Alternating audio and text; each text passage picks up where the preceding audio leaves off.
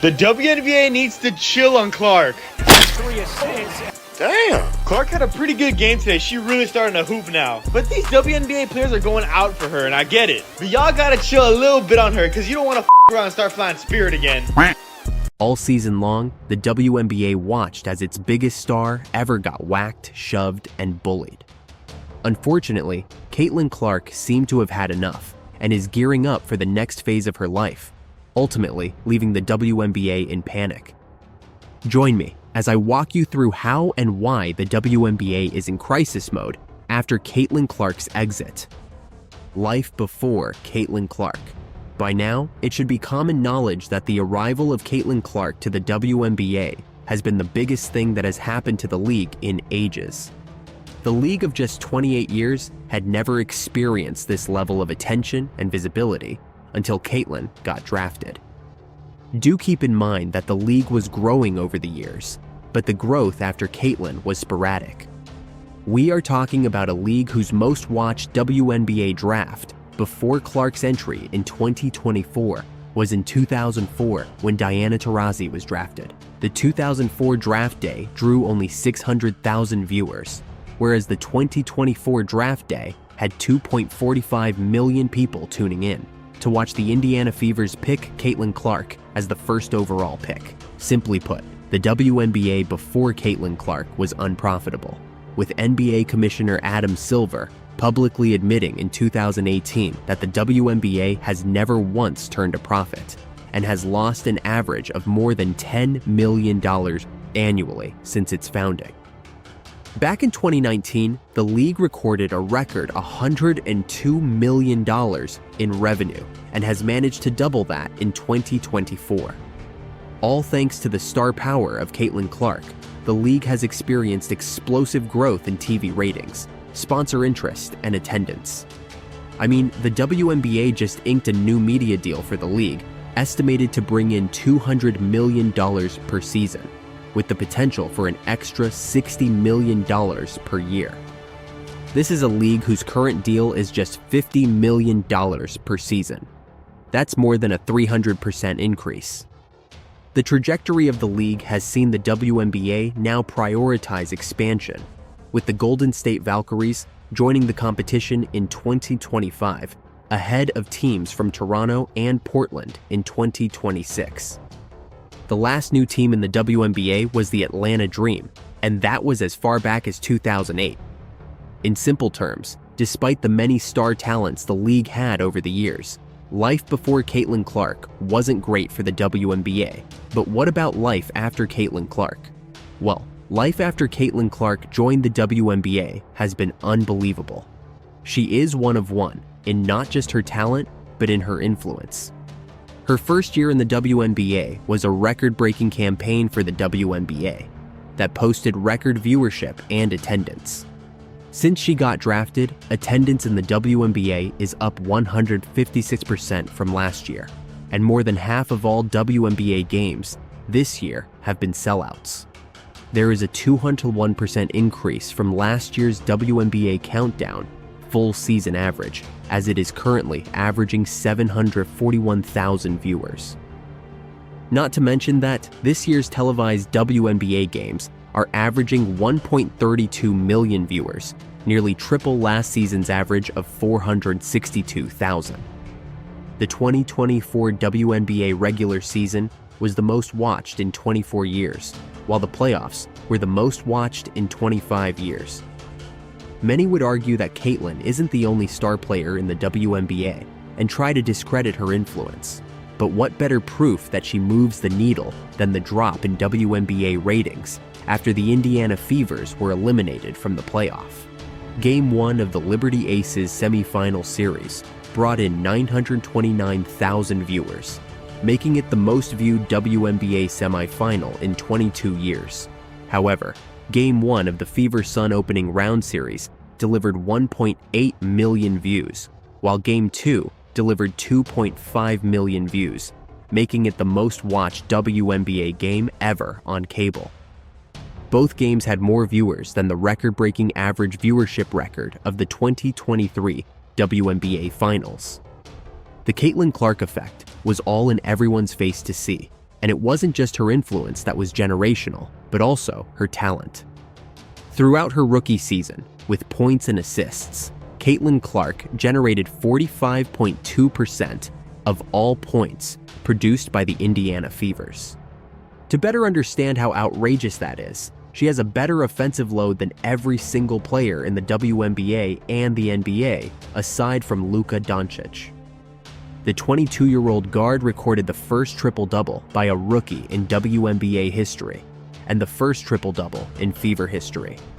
She is the fastest player to reach 350 points and 150 assists. She holds the record for most double-doubles by a rookie guard in WNBA history, and for most points and assists by a rookie. In fact, she holds the WNBA single-season record for assists. Caitlin Clark is the first rookie since 2008 to be named to the All-WNBA first team.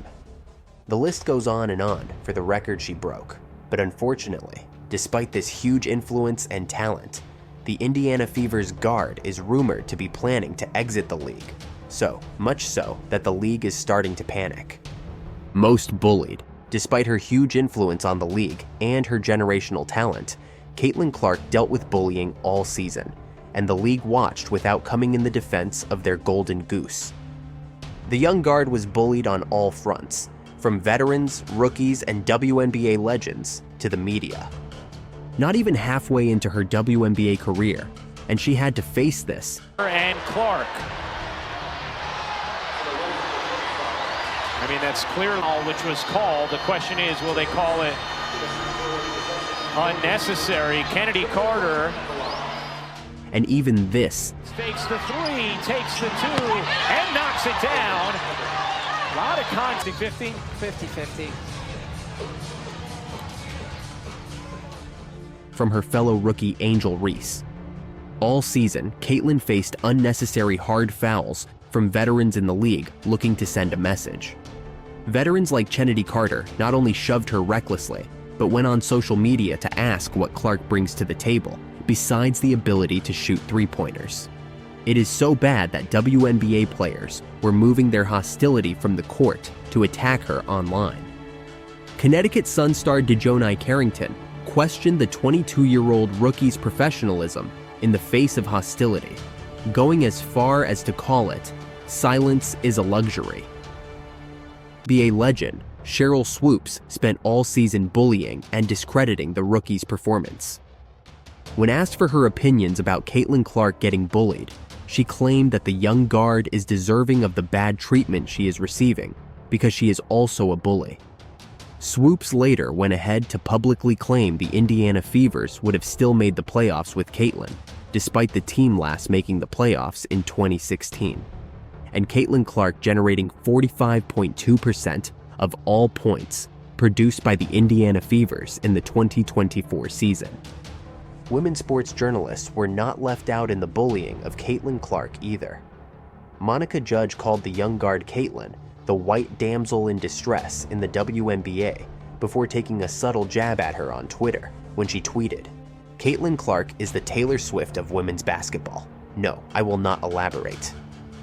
ESPN analyst Monica McNutt went a long TV run using Caitlin's name to claim racial bias before later claiming that despite Caitlin's historic season, she was not deserving of the Rookie of the Year award. All season, the bullying from the media was shockingly misguided and from a place of hatred.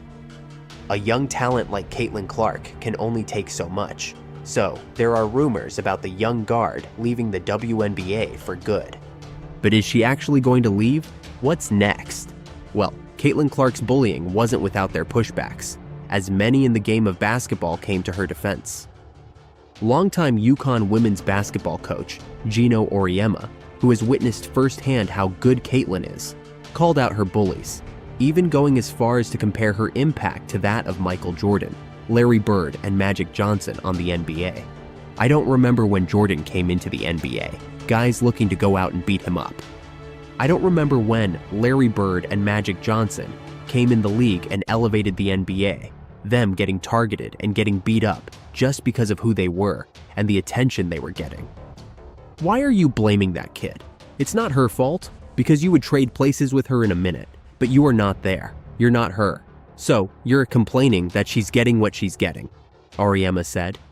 Sports analysts Shannon Sharp and Stephen A. Smith also spent all season calling out her bullies, with Stephen A. Smith noticeably getting into a back and forth with Cheryl Swoops because of Caitlin. For what it's worth, the former Iowa sensation has a lot of defenders in basketball, but seeing as she is experiencing it all firsthand, there are talks about her leaving for Europe or taking up her huge Big Three offer. It's common for WNBA players to move abroad for better pay. Several WNBA legends have done it, from Breanna Stewart, Sue Bird, and Brittany Griner, to name a few. However, it is quite unheard of for a generational talent like Caitlin Clark to leave the WNBA because of bullying. Moreover, being the golden goose she is to the league, the WNBA would everything in their power to make her stay. But unfortunately, they stayed mute all season as she was continuously bullied. In any case, she won't be participating in Unrivaled, the new 3x3 women's pro basketball league created by WNBA veterans Breanna Stewart and Nafisa Collier. She turned it down for reasons best known to her, even though the offer was exciting. For what it's worth, she is highly sought after, and the WNBA can only hope she chooses to stay for the rest of her professional career. Well, rumors about Caitlin Clark's exit have not only sent the WNBA into crisis mode, but also several fans. According to a user, "Can you blame Caitlin for getting away from that cauldron of hatefulness? I wish her every success in Europe, she deserves it." Another user commented, "Should be fun to see the viewer numbers next year." If you enjoyed this video, the next video on your screen is worth your time.